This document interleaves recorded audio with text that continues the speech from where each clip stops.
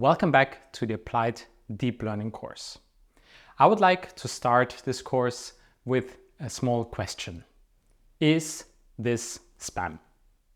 Congratulations, you've won 750,000 euro in the monthly EuroMillion Google promo lottery on April 26, 2019. Please consult this email address for claiming your winnings with the following information: your full name, address, birthday, credit card number, and of course, your CVC checksum.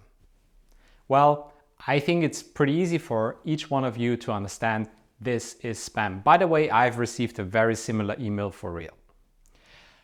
Another email that might not be so obvious. Greetings, I'm Mr. Margaret Komeyev, Deputy Chairman and Managing Director of the Chongqing Bank Limited. I write briefly to seek your collaboration in a multi-million transaction with good return for us on participation. Reply for details. Well, I believe this is spam too. However, it depends on the context. It depends on maybe you are actually a banker who has such emails in their inbox quite recently or like legitimately. So it's not always that easy to understand whether something is spam or not. Another question. What do you see? I think we all agree this is a cat, but if you would ask a computer, what is that? How would a computer understand what it is? Well, the computer would probably try to figure out, similar to us, well, it has, whiskers, pointy ears, certain shape of the eyes. So, there is some information here that you could also try to program and make a computer understand that this is a cat. But even with some dogs or muffins, it's not always that easy to distinguish them. So ultimately, if you do something that you say, well, if this thing has pointy ears and if it has eyes of a certain form, this kind of programming paradigm actually quite quickly reaches its limits in certain situations. It's great for many tasks, but there are certain challenges where machine learning can be a viable alternative to this imperative programming. And machine learning is defined, or I personally find this to be the best definition, is to use data to answer questions. And this corresponds to two sides here. One is using data, which is something that we typically call training, and you will see it a lot in the upcoming lecture. And answering questions is when you use this model to perform inference on some previously unseen data. A few words about the terminology. Let's start with the broadest term, artificial intelligence. I'm personally not a big fan of this term because it's actually hard to define what intelligence is. So coming up with artificial intelligence makes it even harder to define this. I think it's mostly used as marketing terminology, and it could be vaguely defined as, like creating machines that are somehow as intelligent as humans or even exceeding human intelligence. But again, the problem is, what is human intelligence then? So I would actually like to look at something that is more defined and well-defined, which is so-called machine learning. So I already mentioned this before. It's trying to answer questions with data, using data to answer questions. And linear regression, as a very simple form of it, is a form of machine learning. You try to fit a line to a certain number of data points. Within the realm of machine learning, there is one specific form of it, which is called representation learning. And this is the form that we are actually more interested in than basic linear regression, which, for example, a neural network does. What happens here is that we're trying to come up with a meaningful representation that helps us to answer a certain question in an efficient way. And Within this representation learning, where you have neural networks, there is the last subfield, deep learning, that this course is all about, where you actually employ neural networks that have a certain size and therefore considered deep, and that's why this term deep learning arrived. I mentioned it just before, this meaningful representation, and I think you also had a brief glimpse at it when I talked about how you can tell whether it's a cat or not. And a meaningful representation is a certain abstraction, and the computer can learn to come up with such a meaningful representation. And in deep learning, the power that fuels this thing is the ability to come up with such a meaningful representation on its own, purely by seeing some data.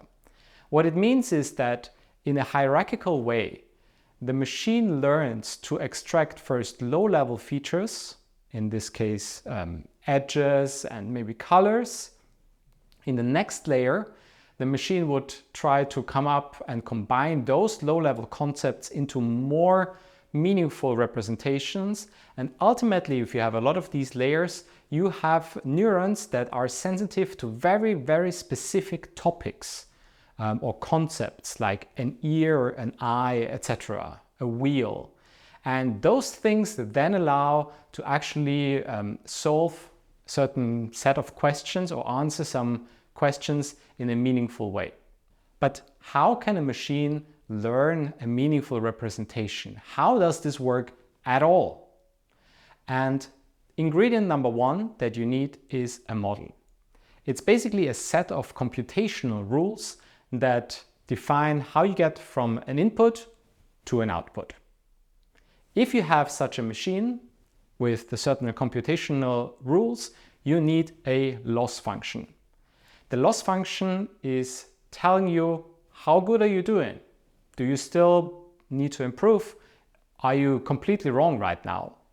And if you have those two things together, and the third ingredient, which is an optimization function, which tells you how to get better, you have all the ingredients more or less that you need.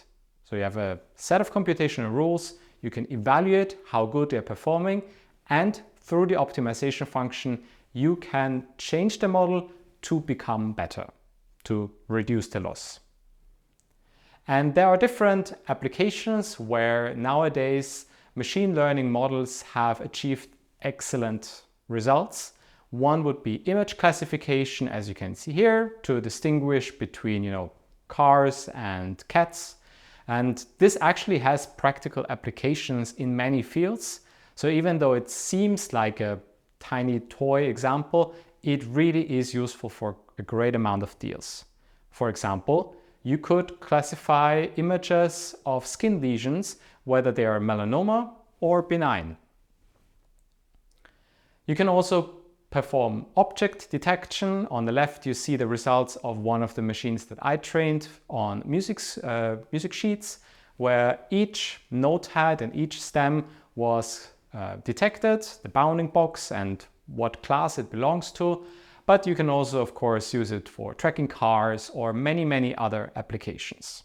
This is one quite nice example that has been released a few years ago by the Google research team of a system called Google Duplex that was able to perform voice recognition, reason about it, and do something like a natural conversation. So let's see how it sounds like when the Google system called a hairdresser. So how can I help you? Hi, I'm calling to book a women's haircut for a client. I'm looking for something on May 3rd.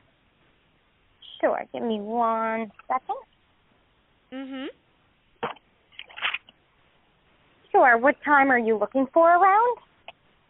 At 12 p.m.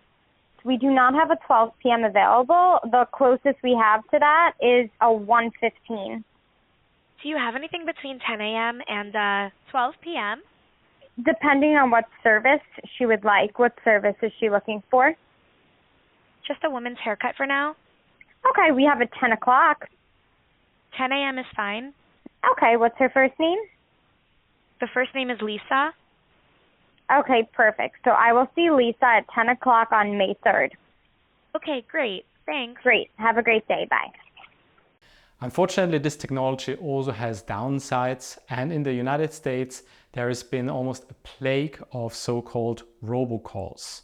Calls that seem like someone real was trying to call you up to have a conversation with you and sell you something, but actually is a machine. So let's listen to one example where I believe it turned out to be quite hilarious. Well, I'm calling about an online request you once made about health insurance coverage. Okay. I work with all major companies and compare... Hey, are you a robot? What? No, I am a real person. Maybe we have a bad connection. I'm sorry about that. Will you tell me you're not a robot? Just say I'm not a robot, please. I am a real person. I mean, I believe you, but will you just say I'm not a robot? It'll make me feel better to hear you say it. There is a live person here. If you could say the words, I'm not a robot, it would really mean a lot to me. I am a real person. Can you hear me okay? Right, but will you say I'm not a robot? I think it's a very nice example, in this case, how a journalist was called by a robot while investigating robocalls. And I think very nicely packaged by the comedian John Oliver. But there are also other examples where machine learning models have reached amazing results. And this is a very lovely example of a machine that can harmonize a melody to sound like it was composed by Johann Sebastian Bach. Let's listen to Deep Bach.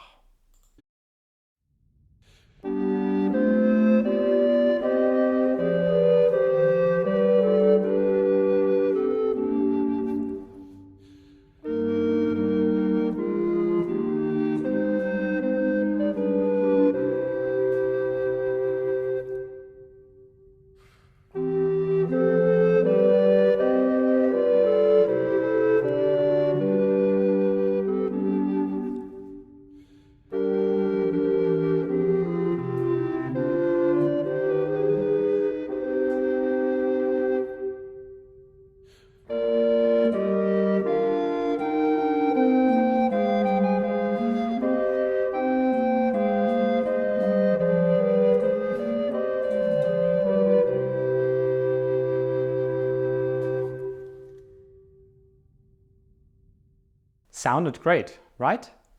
The interesting thing about this project is that they even asked people which version they prefer, and there were quite a few people who preferred the machine-generated harmonization over the one that Bach created himself. Machines generating music is something that is also a subject of the Google Magenta kind of collection, where you have a couple of nice demos, and I played myself around with one of them to create a small little composition by just hitting some keys on the piano. Let's listen to it.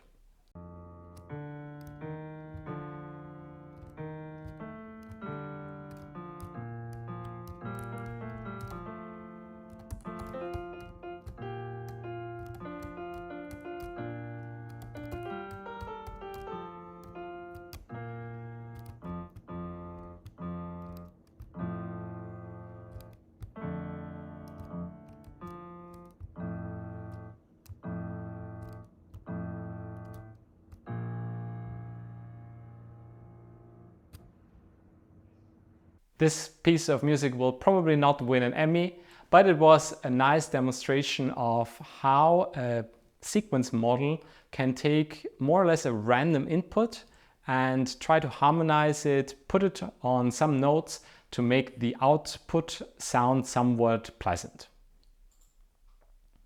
I think more impressive examples are that we've seen in the last couple of years, something where you can create an image from a text prompt, say an illustration of a baby fox in a suit playing guitar, and these were the output images that the AI generated, which I personally believe are incredible. And of course, some things that we as developer might be actually really interested to ask a computer or a language model to actually write code for us. So in this example, the computer was given a description of what this function should do, and the computer had to fill in the correct code. And the funny thing about this is that just a few years ago, I was asked by students whether they could, develop an AI that writes the project for them. And I joked about it like, no, this is way too far in the future. And now you can see products that have actually been deployed and are available to developers that employ exactly such models and try to help human developers to, become more efficient and program more quickly. One example that I personally find very fascinating because it involves many different aspects is DeepMind's engine that is able to play StarCraft 2. And the reason why it's so impressive is because StarCraft is a real-time action, like a real-time strategy game where you have a lot of inputs, a huge action space, and still, let's have a look what this thing is doing. The computer learned how to play this game in such a good way that it was able to beat world-class champions. People who have played this game for years and years on end in this game. And what you can see here is that the way how this machine works is that you have some observations coming in, actually the thing that also a human would see. So this image of the screen, this part is fed into the neural network along with some other information that help the computer just to understand the representation a bit more easily. And then you have the neural network in the middle. And one thing that I believe is quite interesting here, on the right you see the outcome prediction. This is the loss. So right now the computer is already very, very certain that it will win, almost 100%. And on the right bottom you see the different actions that it can do, and you see like it's non-stop trying to figure out which action will give me the best output, which action I have to do in order to win this game. And this game was really interesting this competition, because this player Mana played against AlphaStar engine multiple times and lost every single game except one, where Mana figured out how to kind of break the opponent and lure him back and forth, while at the same time sneaking in from the back and ambushing the computer, something that the computer had never seen before. And the computer had seen a lot. It was trained for an equivalent of 200 years of playing this game. So if you play this game for 200 years, you better be good at it. Another extremely exciting development also from the DeepMind team has been AlphaFold, which is able to fold proteins. And this is a quite challenging task that has long been considered impractical for any computer to do, because it's so complicated to figure out what this three-dimensional structure should look like. And I remember, 10, 15 years ago, there even was a gamification where researchers built a system where humans played a game to fold those proteins. And because humans are quite good at it, but machines were not able to tackle this problem. And now with AlphaFold, this is something that we've seen some significant advances, which will help us to discover new drugs and just basically understand much of our nature around us much, much better. Summing up, I believe machine learning can be a viable alternative to imperative programming, especially for problems where an imperative program would quickly reach its limits. Machine learning is defined as using data to answer questions, and I believe from at least these small examples that I've given you here, deep learning can do pretty amazing things. So I hope you're as excited as I am about this technology, and I hope to see you all in class.